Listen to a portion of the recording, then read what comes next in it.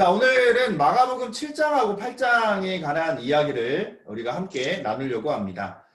필사 혹시 다 하신 분 있으세요? 마가복음 필사 다 하신 분 손만 들어주시면 됩니다. 예, 오늘 이미 다 하셨을 것 같고 사모님도 다 하셨어요?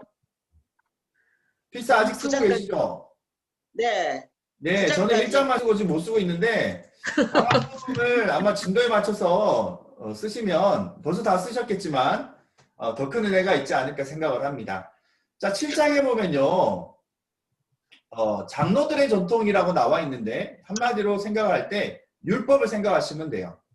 율법 중에는 십계명처럼 하나님이 모세에게 직접 말씀으로 내려준 율법이 있지만 십계명이 있지만 사람들이 이제 격가지를 만드는 거예요. 뭐 이건 해도 된다, 이거는 안 된다. 뭐 그런 어떤 이 격가지들 중에 한 가지가 뭐냐면 장로들의 전통. 사실 율법도 아니고 법도 아닌데 어느 순간에 사람들에게 이거 지키면 거룩한 사람 아니야 라는 그 문제를 가지고 예수님에게 시비를 걸기 위해서 예루살렘에서 올라온 이 바리새인과 서기관들에 관한 이야기를 우리 함께 살펴보려고 합니다. 자, 지금 예수님이 계신 곳 어디일까요? 예수님은 예루살렘. 갈릴리에 계셔요, 지금. 갈릴리. 예수님은 이 갈릴리 지방의 가버나움이 선교 센터고 그 베드로의 장모를 고친 이 베드로 집이 아마 그 당시에 예수님이 거했던 이 선교지였던 것 같아요. 자, 예루살렘에서 예수님께 와서 이제 따지는 사람들이 있는데 뭐라고 따지냐면 2절에 보면 한번 읽어볼까요? 2절 시작. 그의 제자 중 몇 사람이 부정한 손 못 씻지 손으로 아니하는 떡 먹는 것을 보았더라. 요즘 코로나 때문에 손은 잘 씻어야 되죠. 손 안 씻는다고 저 부정하다라고 얘기한 사람은 없잖아요. 그렇죠? 그리고 저희보다 더 더러운 사람이 유대인들이에요. 근데 이 유대인들이 뭐라고 얘기하냐면 바리새인들과 서기관들이 예수님한테 책 잡기 위해서 당신의 제자 중에 몇 사람이 그 더러운 손을 씻지 않고 떡을 먹는 것을 보았다라고 얘기를 해요. 자, 레위기에 보면 정결규례라는 게 있어요. 제사장이 제사를 드리기 전에 손을 먼저 씻어요. 물두병 있죠, 물두병. 우리가 레위기에 보면 성막 앞에 물두병이 있어요. 물두병에 제사장이 손을 먼저 씻는데 그거는 뭐냐면 손을 깨끗이 하기 위해서 씻는 것보다는 하나님 앞에 내가 나아갈 때 거룩한 마음으로 갑니다라는 상징으로 손을 씻는 거예요. 여기에는 이 정결 규례에 해당되는 사람은 제사장만 포함이 되잖아요. 근데 몇천 년이 1000년 가까운 시간이 지나면 지날수록 뭐라고 얘기하냐면 제사장이 손을 씻는 거에서 이제 모든 사람들이 손을 씻는 걸로 바뀌었어요. 그리고 손을 씻지 않으면 너는 부정하다라고 얘기를 하죠. 율법이라는 게 이렇게 무섭더라고요. 내용은 없어요. 의미는 없어요. 거룩한 마음으로 가는 상징적인 어떤 의미가 이제는 사람들이 손을 안 씻으면 너는 부정한 사람이야. 이 사람들은 내용도 없고 의미도 없고 이제 형식주의, 율법주의가 되어서 다른 사람을 정죄하는 도구로 그렇게 사용하고 있다라는 것을 볼 수가 있습니다. 자, 3절부터 4절까지 이렇게 가로로 이 장로들의 전통에 대해서 설명을 해줬어요. 자, 장로들의 전통을 지키어 손을 잘 씻지 않고는 음식을 먹지 아니한다. 그 다음에 시장에도 돌아와 물을 뿌린대요. 물을 왜 뿌리는지 모르겠어요. 그것도 정결의식으로 생각이 되는데 물을 뿌리지 않고서는 먹지 아니하고 그 외에도 여러 가지를 지켜서 잔과 주발과 녹그릇을 씻는 정결규례, 이건 해야 되고 이건 하면 안 되고 이런 어떤 이 정말 겉가지기들이 너무나 많이 생겼죠. 그래서 과거에 어떻게 하고 형식적으로 어떻게 하는 것이 중요한 것이 아니라 우리가 어떤 자세로 어떤 믿음으로 신앙생활을 유지하는 게 더 중요한데 오늘 정말 예수님 앞에 결례를 벌이고 있는 바리새인들과 서기관들의 모습을 오늘 우리는 볼 수가 있습니다. 자, 부정한 손으로 떡을 먹습니까? 라고 예수님을 힐난할 때에 그때 예수님이 6절 말씀에 이렇게 말씀하시죠. 한번 읽어볼까요? 6절 시작. 이르시되 이르시되 이사야가 너희 외식하는 자에 대하여 잘 예언하였다. 기록되었으되 백성이 백성이 나를 공경하되 공경하되 마음은 내게서 멀도다. 자, 예수님은 정확하게 이 사람들을 지적해요. 아, 너희 외식하는 거야. 너희 거짓말하는 거야. 너희 가증한, 너 겉과 속이 다른 마음이야. 그리고 예수님이 겉과 속이 다르다, 외식하는 자에 대해서 말씀하시면서 제일 많이 쓰는 도구를 쓰는 얘기가 있어요. 해칠한 뭐죠? 무덤. 이스라엘에 가면요. 이스라엘에 가시면 그 석회 있죠. 석회가루. 우리 그 운동회 할 때 우리 9월 서초등학교나 아니면 우리 어릴 때 운동회 하다 보면 줄을 긋기 위해서 선생님들이 그 어떤 통에다가 석회가루 같은 거 넣고 쭉 앞으로 가면 줄이 생기잖아요. 근데 이스라엘 가면요, 진짜로 그 어떤 석회가루로 어느 곳을 이렇게 칠해놔요. 근데 거기가 이제 평평한 어떤 평소장 같은 어떤 곳에다가 석회가루를 칠해놨는데 그 석회가루를 밟으면 될까요? 안 될까요? 안 돼요. 네, 잘 안 들린다고 지금 대답도 안 하시는 것 같아요. 안 돼요. 석회가루 밑에가 뭐가 있냐면 무덤이 있어요. 무덤이. 그래서 오늘 이 바리새인들에게 예수님께서 제일 많이 말씀하실 때, 물론 복음에 나오는 얘기지만 해칠한 무덤이요 라고 얘기를 해요. 겉은 깨끗해 보이고 겉은 반질반질해 보이고 또 겉은 어떤 해를 칠해서 뭔가 화장한 것처럼 보이지만 그 속에는 뭐가 있다고요? 썩어 냄새나는 시체가 있다. 시체. 그래서 이 바리새인들에게 너 외식하는 자들이여, 너희는 입으로는 하나님을 사랑한다고 하지만 너희의 마음 생각에는 하나님을 공경하는 마음이 없구나. 마음이 하나님으로부터 멀구나라고 오늘 6절에서 말씀하고 있는 것을 볼 수가 있어요. 자, 7절에도 나를 헛되이 경배하는구나 라고 얘기를 하면서 8절에 너희가 하나님의 계명을 버리고 사람의 전통을 지키느니라 라고 얘기하면서 그 다음에 나오는 이야기를 얘기를 해요. 자, 혹시 고르반이라는 뜻 여러분도 아세요? 고르반. 네. 하나님께 드리는 거. 네, 하나님께 드렸다라는, 드림이 되었습니다라는 아랍어가 이제 고르반이라는 단어를 쓰는데, 예수님이 왜 이 바리새인들에게 이런 말씀을 하시냐면, 야, 너희 십계명은 안 지키고 너희가 만드는 그 말도 안 되는 그 형식주의의 그 전통들을 지키고 있느냐? 너희 잘못된 거 아니냐? 그 예로 고르반에 대해서 얘기를 해요. 자, 십계명은 이 두 돌판으로 나눠져 있죠. 그래서 앞쪽에는 하나님에 대한 계명이고 두 번째 판에는 이 사람들 간의 관계에 대해서 이 계명으로 나와 있죠. 그래서 1계명부터 4계명까지는 하나님에 관련된 거, 그 다음에 5계명부터 10계명까지는 이 사람에게 관련된 거죠. 자, 사람에게 관련된 것 중에 제일 첫 번째가 뭐죠? 5번째 계명이 내 부모를 공경하라. 자, 어떤 얘기냐면 10절 말씀 보면, 자, 모세, 너희가 그렇게 자랑하는 율법의 대부라고 할 수 있는 모세가 10계명, 하나님께 받은 이 두 돌판에 5번째 계명을 통하여서 너 부모를 공경하라 하지 않았느냐? 그리고 아버지나 어머니를 모욕하는 자는 죽임을 당할 것이다 라고 레위기와 민수기 신명기에 말씀 기록되어 있지 않냐. 그런데 너희 지금 하는 꼴하지 마봐. 너희가 아버지나 어머니에게 너희가 잘해야 되는데, 효도를 해야 되는데 효도하지도 못하고 나는 고르반, 나는 하나님께 드렸으니까 부모님에게 효도 안 해도 돼? 그렇게 얘기하고 있지 않느냐. 너희 십계명 지키고 있느냐 안 지키고 있느냐, 그거 얘기하고 계시죠. 그래서 아버지나 어머니에게 아무것도 하여 드리기를 허락하지 아니하여 너희가 전한 전통으로 하나님의 말씀을 폐한, 너희 율법을 너희가 지키지 않는 이러한 일들이, 고르반과 같은 여러 가지 어떤 일들을 많이 하나님의 계명을, 하나님의 법을 어기고 있지 않느냐. 우리 예수님은 율법이 잘못됐다고 말씀하지 않으셔요. 너희들이 만들었던 전통, 어떻게 보면 전통이라보다 허례허식들이 잘못되었고 그 너희들이 만들었던 그런 것가지들이 하나님 말씀조차 지키지 않는 그런 어떤 이 심각한 죄를 너희가 범하고 있지 않느냐라고 그렇게 얘기하고 있는 거죠.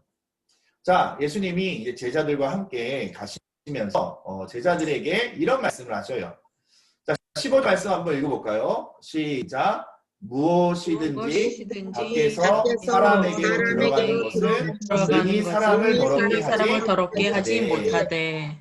사람은 16절 시작. 사람 안에서 사람이 나오는 것이 사람을 더럽게 하는 것이 하시고. 아니고. 자, 사람 안에서 나오는 것이 더럽지 사람 입으로 들어가는 것이 더럽지 않대요. 그 말은 뭐냐면 제자들이 물어보죠. 아니 들어가는 것이 더럽지 않습니까? 아니 나오는 게 더럽습니까? 그랬더니 뭐라고 말씀하시냐면 마음이 문제다. 너희의 마음이 문제다. 자, 20절 한번 읽어볼까요? 시작. 또 이르시되 사람에게서 나오는 그것이 사람을 사람을 더럽게 더럽게 하느니라. 자, 여기에 보면 몇 가지 있죠? 12가지가 나오네요. 마음에서 나와서 우리를 더럽게 만드는 12가지, 최소한 12가지 악한 것들이 나와 있어요. 음란과 간음과 음탕함과 도둑질과 탐욕과 살인과 악독과 속임, 질투와 비방하는 마음, 교만한 마음, 우매함. 이건 하나의 어떤 이 샘플일 뿐이고 우리의 마음속에 뭐가 있다? 악한 마음이 있다. 그래서 악한 이 생각과 악한 마음에서 나오는 그것이 이 사람을 더럽게 만든다라고 오늘 얘기하고 있다는 것을 볼 수가 있습니다. 자, 그 말씀을 하시면서 계속해서 바리새인들에 관련된 외식하는 자에 관한 어떤 이야기를 통하여서 그 마음 가운데 외식하는 거, 악한 것이 있구나라고 얘기하시면서 이제 예수님은 갈릴리 지방을 떠나서 아예 이방인 지역으로 올라가요. 그래서 시돈과 두로 지방에 가서 아무도 모르게 이제 숨기려고 하시지만 예수님은 숨길 수가 없으시죠. 왜냐하면 이 땅 가운데 빛으로 오신 분이고 이 땅 가운데 소금이기 때문에 숨길 수가 없어요. 자, 그때 이제 한 여인이 예수님을 찾아오죠. 자, 이 여인이 누굴까요? 수로보니게. 네, 수로보니게 여인이에요. 자, 더러운 귀신 들린 어린 딸을 둔 한 여자가 찾아오는데 이 여인이 예수님의 발 앞에 엎드려서 간구해요. 나의 딸에게서 귀신을 쫓아주십시오라고 간구하죠. 자, 수로보니게라는 이 단어는요. 여러분들 시리아라는 나라 아시죠? 지금도 시리아, 난민으로 고통당하고 전쟁으로 IS로 고통당하는 시리아라는 나라 있죠? 그 시리아라는 나라의 남쪽 지역이 시돈하고 두로 지역이고요. 그 다음에 시돈의 오른편 쪽 헤론 산에 있는 헐만산에 있는 이 곳이 바로 베니게인데 이 시리아와 베니게를 합친 단어가 수로보니게. 한마디로 뭐냐면 시리아 사람, 베니게 사람 그런 뜻이에요.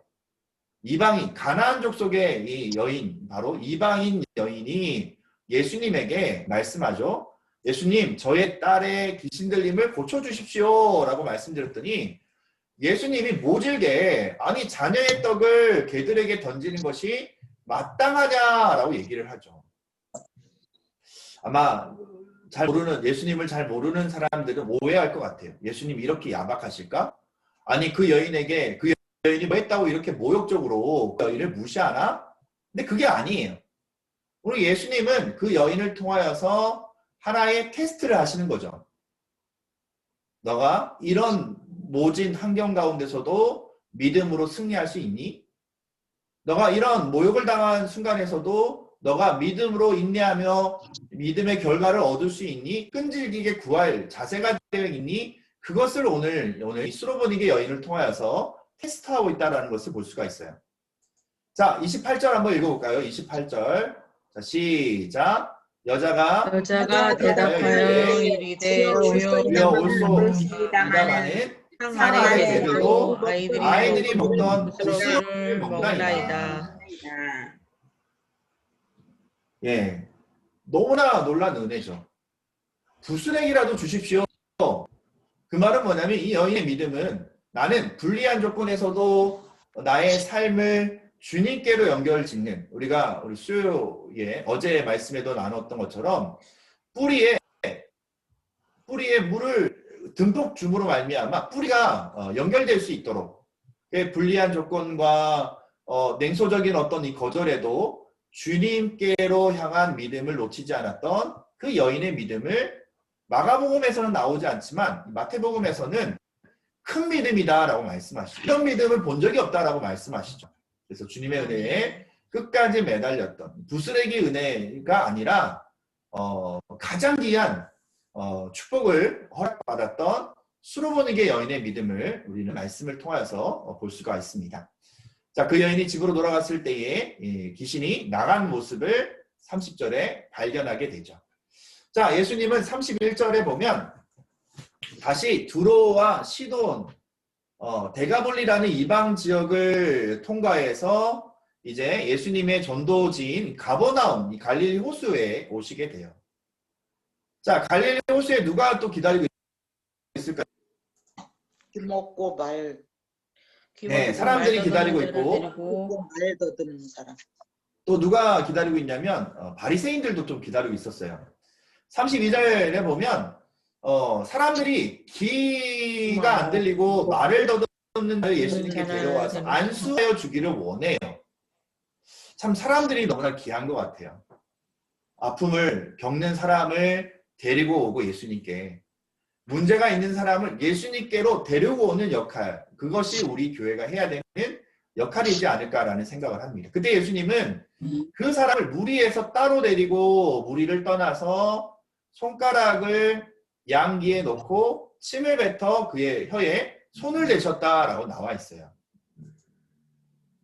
그리고 34절 우리 한번 읽어볼까요? 34절 시작. 하늘을 우러러 탄식하시며 그에게 이르시되 대바다 하시니 이는 열리라는 뜻이라. 자, 주님은요 항상 영혼을 위해 탄식하면서 기도하시는 분이에요.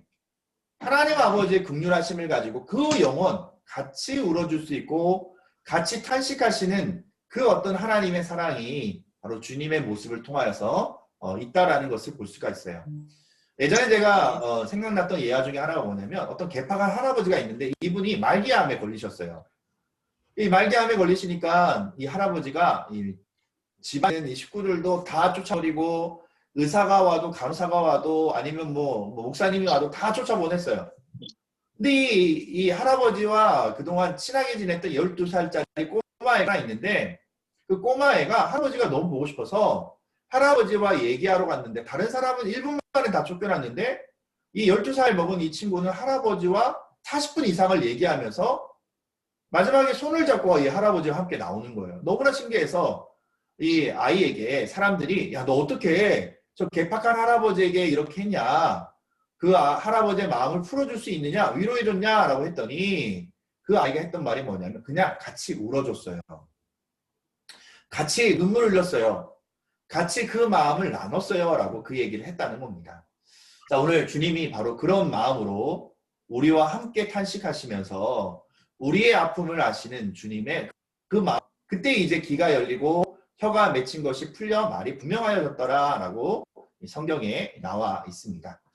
자, 그때 예수님은 아무에게도 이르지 말아라 라고 이 무리들에게 그리고 그 사람에게 얘기했지만 경고하실수록 그들이 더욱 널리 전파하니, 더욱 처음에 끌려왔던 어떤 사람들이 이끌려서 왔던 인생이었지만 이제는 능동적으로 더욱 열심히 복음을 증거하는 바로 주님의 사람이 되었다라는 것을 볼 수가 있습니다.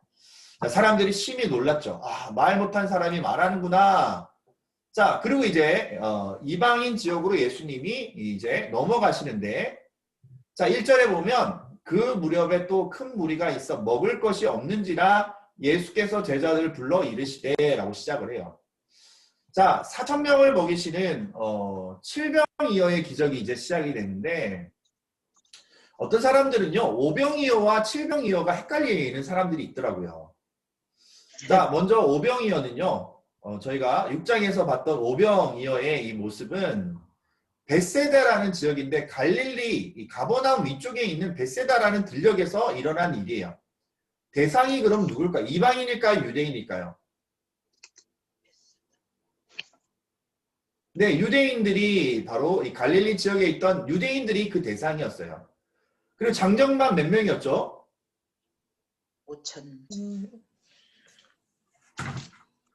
장정만 5,000명이었죠. 그리고 몇 강주리가 남았죠? 12광주리. 네. 제가 이게 소리가 안 들리는 게 아니라 제가 스피커를 안 켜고 있었네요. 대답을 하시는 것 같은데 하나도 안 들려서 제가 귀가 잘못됐나 싶어가지고 지금 스피커를 안 켜고 하니까 안 들리죠. 자, 그런데 오늘 이 칠병이어는 어디냐면 대가볼리 지역이에요. 우리 지난번에 거라사 강인 기억하시죠? 이 네. 거라사 강인이 만났던 그 지역이 바로 대가볼리인데 대가볼리 이방인 지역에서 칠병 지적을 일으키시는데 2절 말씀을 보면 우리 2절 한번 읽어볼까요? 시작. 내가 무리를 불쌍히 여기노라.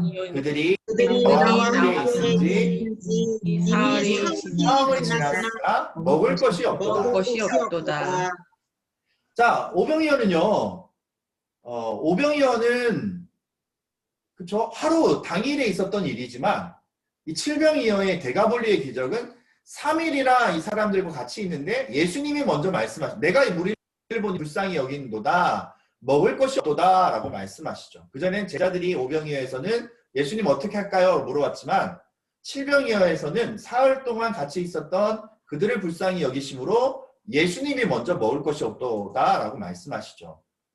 자, 그때 4절에 광야에서 어떻게 합니까? 라고 제자들이 물어봐요. 근데 대답하지 않아요? 오병이어를 경험했던 제자들이 해야 되는 대답일까요, 이게? 자, 몇 개 있느냐라고 했더니 7개 있습니다. 그리고 떡 7개를 축사하시고 물고기 2마리를 축복하시고 나눴더니 몇 강주리가 남았다고요? 7강주리가 7광주리. 4,000명이 바로 먹게 되었다라고 나와 있어요. 자, 예수님은 이제 바로 대가볼리 지역에서 다시 갈릴리로 배를 타고 들어가시는 달마누다라는 지방, 갈릴리 지역의 달마누다라는 마가단이라는 지역으로 가셨는데 또 바리새인들이 기다리고 있어요. 우리에게 표적을 보여주십시오. 또 시비 걸러 왔어요. 그때 예수님께서 표적을 구하느냐 너에게 표적 주지 않을 것이다. 마태복음에는 요나의 표적밖에 너에게 보일 것이 없다라고 말씀하시죠. 요나의 표적은 3일 만에 부활하시는 물고기 뱃속에서 요나가 3일 만에 나왔던 것처럼 예수님은 무덤에서 3일 만에 부활하시는 그 요나의 표적밖에는 보여줄 수 없다라고 말씀하시고 그들을 떠나 배를 타고 건너편으로 오시게 되죠. 그때 배 안에서 재미난 일이 있어요. 제자들이 우리가 칠병이어의 기적에서 떡 하나밖에 안 챙겼네. 그랬더니 예수님께서 15절 말씀 뭐라고 말씀하시냐면 우리 한번 읽어볼까요? 시작. 예수께서 경고하여 이르시되 상과 바리새인들의 누룩과 누룩을 주의하라. 자, 제자들이 무슨 말인지 몰라요. 누룩의 특징이 뭐죠? 옮겨지는 거. 퍼지는 것. 빨리 퍼지죠. 예. 이 빨리 퍼진다라는 것은 세상의 나쁜 영향력이 이 제자들에게 물질 만능주의의 어떤 모습으로 빨리 퍼지는 바리새인들의 누룩과 헤롯의 누룩을 주의하라 라고 말씀하시죠. 자, 제자들이 누룩이라고 그러니까 누룩은 뭐 만드는 거죠? 떡을 만들 때. 떡을 만들 때잖아요. 그래서 이 제자들이 예수님이 떡 없는 거 아셨나 보다. 예수님이 우리 떡 없는 거 예수님한테 들켰나 보다. 그렇게 얘기를 할 때에 예수님께서 뭐라고 말씀하시냐면 질책하시면서 어찌 떡이 없음 때문에 수군거리냐 너희가 깨닫지 못하느냐 너희 마음이 둔하냐라고 얘기하면서 눈이 있어도 보지 못하고 귀가 있어도 듣지 못하고 또 기억하지 못하냐 내가 5,000명 줄 때 12강주리를 남겼고 4,000명을 7개를 떡을 떼어줄 때 7강주리가 남았는데 아직도 깨닫지 못하느냐라고 예수님이 제자들을 책망하시는 장면이 나와요. 자, 22절에 보면 벳세다는 오병이어 기적이 있었던 곳이죠. 그곳에서 맹인 한 사람을 예수님께 데려왔는데 이 사람은 좀 끌려왔는 것 같아요. 누군지도 잘 모르는 예수님께 왔어요. 예수님께서 이 사람의 손을 잡고 무리에서 떠나서 마을 밖으로 데리고 나가서 눈에 침을 뱉으시고 무엇이 보이느냐라고 안수하면서 말씀을 하셔요. 근데 사복음서에 보면 맹인들이 한 5명이 나오거든요. 근데 다 다양해요. 어떤 사람은 실로암으로 막 그 돌길을 걸어서 내려가라고 한 사람도 있고, 어떤 사람은 눈에 침을 바른 사람도 있고, 여러 가지 어떤 그 사람과 상황과 형편에 따라서 그때그때마다 역사이 다르다라는 걸 볼 수 있어요.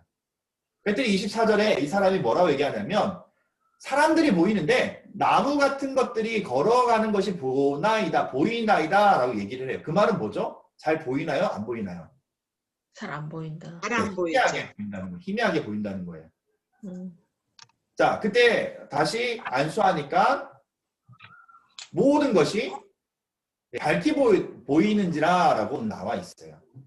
자, 예수님은 분명히 의도가 있었어요. 이 의도는 이 사람의 영적인 상태가 변화되는 모습도 있지만 누구에게 말씀하시냐면 제자들의 모습을 얘기하고 계셔요. 자, 처음에 예수님의 제자들은 예수님 오기 전에 영적으로 맹인이었어요. 우리도 마찬가지였어요. 근데 그들이 예수님과 함께 따라다니면서 그들이 희미하게 보일 정도의 수준이 되었어요. 그게 언제까지 갔냐면 예수님 십자가에 돌아가시고 부활하신 그 순간까지 이 제자들의 상태는 희미하게 보일 정도의 수준이었어요. 자, 희미하게 보였던 그 사람에게 만약에 너 대충 너 보이니까 가 그랬으면 이 사람이 화를 낼까요? 화를 안 낼까요? 아니, 보이게 하려면 제대로 보이게 하지 왜 희미하게 보이게 해? 아마 화를 낼 수도 있어요. 제자들도 마찬가지예요. 무언가 다시 한번 제2의 찬스가 주어져야 되는데, 기회가 주어져야 되는데, 갈릴리 바다에서 예수님이 베드로를 만났을 때에 시몬아, 네가 나를 사랑하느냐라고 3번이나 물으셨던 것처럼 희미하게 보이는 영적인 수준을 가지고 있는 제자들에게 또 다시 한번 기회를 다시 안수하시는, 다시 기회를 주시는 그 주님의 의도가 오늘 이 말씀에 나와 있다는 것을 볼 수가 있어요. 어쩌면 우리 안에도 희미하게 보이는, 근데 하나님은요, 애프터 서비스의 달인이셔요. 그냥 대충 그냥 넘어가는 것이 아니라 다시 고치시고 재활용하시고 다시 일으켜 세우시는 분이 바로 주님이신 것처럼 그 대표적인 사람이 베드로였고, 또 대표적인 사람이 오늘 영적인 또 육적인 맹인이었던 이 벳세다의 맹인이었다라는 것을 볼 수가 있습니다. 자, 집으로 돌아가라고 얘기했을 때 그 사람은 전도했다라는 얘기는 없어요. 자, 이제 27절부터 37절까지 보면 빌립보 가이사라에 있었던 그 모습을 우리가 살펴봐야 되는데, 예수님이 빌립보 가이사라는 지역은 뭐냐면 이스라엘의 제일 북단이에요. 헐몬산이 있는, 그래서 이 헐몬산이 거기가 눈이 녹아서 그 물이 이제 밑으로 흘러들어오는, 갈릴리 바다로 흘러들어오고 요단강으로 흘러내려오는 물의 어떤 이 근원지인 이 빌립보 가이사라, 지금도 이스라엘 사람들이 신혼여행지로 제일 많이 가는 곳이 빌립보 가이사라라는 이 지역인데, 거기서 예수님이 제자들에게 뭐라 물어봤죠?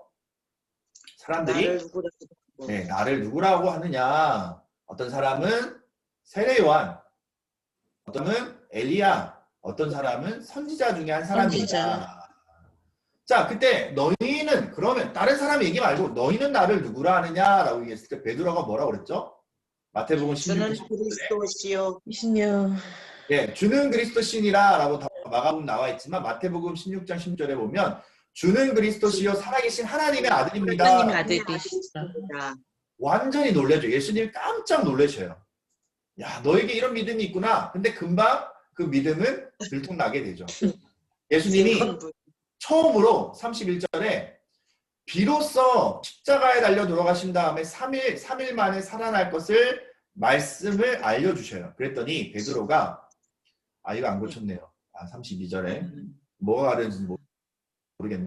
베드로가 예수님을 붙들고 막 따져요. 말이 됩니까? 예수님은 유대인의 왕이 되셔야 되는데 우리 자의정, 영의정, 우리 우리 국무총리 다 해먹어야 되는데 그게 말입니까? 라고 얘기할 때에 예수님이 베드로에게 화를 내시면서 사단아 물러가라.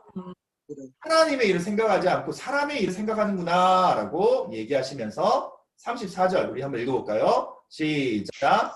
무리와 우리와 제자들을 불러 이르시되 누구든지 누구든지 나를 따라오려 따라오고 자기 자기를 나무를 자기 십자가를 지고 나를 따를 것이니라. 따를 것이니라. 자기를 부인하고 자기 십자가를 지고 나를 따르는 자만이 제자가 될 수 있다라고 말씀하시죠. 그리고 아멘. 네, 목숨을 얻으려고 하면 잃을 것이고 목숨을 잃으려고 하면 복음을 위하여서 목숨을 던질 생각을 하면 구원을 얻을 것이다. 사람이 온 천하를 얻고 자기 목숨을 잃으면 뭐가 유익하겠니? 사람의 생명과 무엇을 바꾸겠니? 38절 우리 마지막 읽겠습니다. 시작. 누구든지 음란하고 질만한 세계에서 나와 나와 나를 나를 부러워하며 인자도 아버지의 아버지의 영광으로 거룩한 천사들과 거룩한 천사들과 그 사람을 부끄러워하리라. 부러워하느니라. 이 말씀 너무 무서운 말씀이에요. 우리가 주님을 부끄러워하면요, 주님이 우리를 부끄러워하신대요.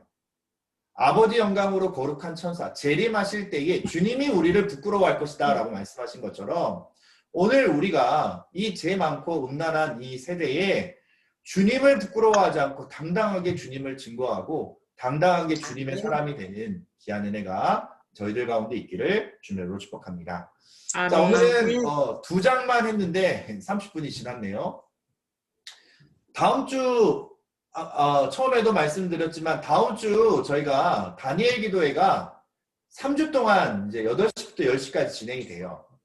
물론 마음 같아서는 다니엘 기도 안 하고 목요일만 우리 그냥 성경부를 계속 진행하면 어떨까라는 생각을 했는데 그래도 저희가 전국적으로 같이 기도할 때에 특별히 이런 또 어려운 때에 함께 기도하는 것이 너무나 중요해서 21일 동안 어떻게든 다니엘 기도회를 지키고자 목요일 날 이 9시 시간을 부득이하게 옮기든지 아니면 유튜브로 9시에 틀어드리든지 그렇게 해야 될 것 같아요. 제 생각은 처음에 말씀을 이제 함께 나눴던 것처럼 저희가 녹화를 위해서 7시에 줌으로 시간대를 옮기고 7시에 우리가 줌을 하고 못 들으신 분한테는 우리가 9시 그 이후로 이제 유튜브에 올려드리면 7시에 참여를 못하신 분들이 유튜브로 그렇게 참여하실까. 저희가 3주가 남았고 다니엘도 3주가 남아서 그렇게 시간대를 7시로 옮기는 게 어떨까 하는데 어떠세요? 네, 오보이쌤 괜찮으세요? 괜찮아요. 선생님 좋으신 대로 하세요. 네, 감사합니다. 그럼 7시로 다음 주 이제 아예 시간대가 옮겨지는 거 7시로 옮겨지는 거예요. 예. 7시로 옮겨졌습니다. 우리 다음 주에 그러면 7시에 만나도록 하겠습니다. 감사합니다. 딱 1분밖에 안 남았으니까 서로 인사하시고 우리 수고하셨습니다. 오늘도 감사합니다. 수고하셨습니다. 우리 서로 인사하겠습니다. 감사합니다. 당신 때문에 힘이 납니다. 권사님. 감사합니다. 네. 박수로 마치겠습니다. 네. 주일날 뵙겠습니다.